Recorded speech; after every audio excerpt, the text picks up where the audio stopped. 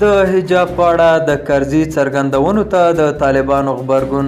په سلامونو مو هرکلی کوم. زموږ یوټیوب چینل ته په خیر راغلی. که غواړئ په بشپړه توګه معلومات ترلاسه کړئ نو ویډیو راسره تر پایه وګورئ. د حجاب په اړه د افغانستان د پخواني ولسمشر حامد کرزي وروستیو څرګندونو ته طالبانو توند غبرګون ښوولی دی. پخواني ولسمشر حامد کرزي د رسنیو له ښځینه ویاندویانو غوښتي ول چې د مخ پټولو په هکله د طالبانو وروستی دستور عملي نه کړي. له CNN امریکایي ټلویزیوني شبکې سره د ښځینه ویاندویانو په هکله د حامد کرزي وروستیو خبرو د طالبانو غبرګون راپارولی دی.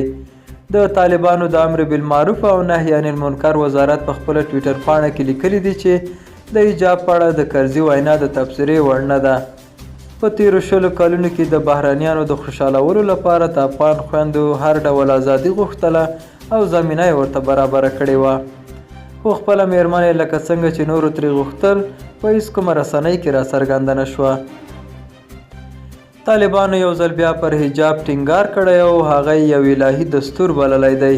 د افغانستان پخواني ولسمشر حامد کرزي له CNN شبکې سره په خپله یوه تازه مرکه کې ویلي چې د تلویزیون پر پرده د خپرونو ښځینه مجریانې دې د طالبانو لخوا د مخ پټولو دستور څخه اطاعت ونه کړي.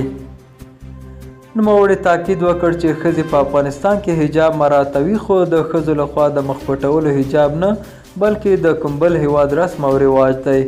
پخواني ولسمشر په دې مرکه کې ټینګار وکړ چې افغانستان یو اسلامي هیواد دی او د حجاب د څرنګوالي موضوع هم روښانه ده. سره له دې چې د طالبانو د امر بالمعروف او نهي عن المنکر وزارت تاکید کړی چې د انځوریزو رسنیو مجریانې باید سر له ننه شنبې د 2020 کال د مې په 21 څخه خپل مخونه په تصویر کې د راڅرګندېدو پر مهال پټ کړي، خو ځینو ښځینه ویاندویانو د طالبانو دغه دستور اطاعت نه دی کړی. د فرانسې خبري اژانس لیکلي دي چې د ځینو انځوریزو رسنیو ښځینه کارکوونکي دي طالبانو د تاکید سربیره بې د ماسک له اغوستلو څخه په تصویر کې راڅرګندې شوي دي. دغه ویاندویانې په دې نظر دي چې که طالبانو دغه دستور ومني نو طالبان به لا زیات محدودونه وضع کړي او د دوی د کار مخه به هم ونیسي.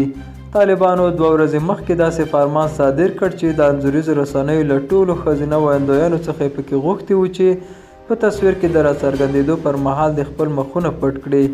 د طالبانو دغه اقدام په ملي او نړیواله کچه هم ګڼ غبرګونونه راپارولي دي. دا زموږ نننی چمتو شوی ویډیو. تر بیا ښه وخت، ښې چارې.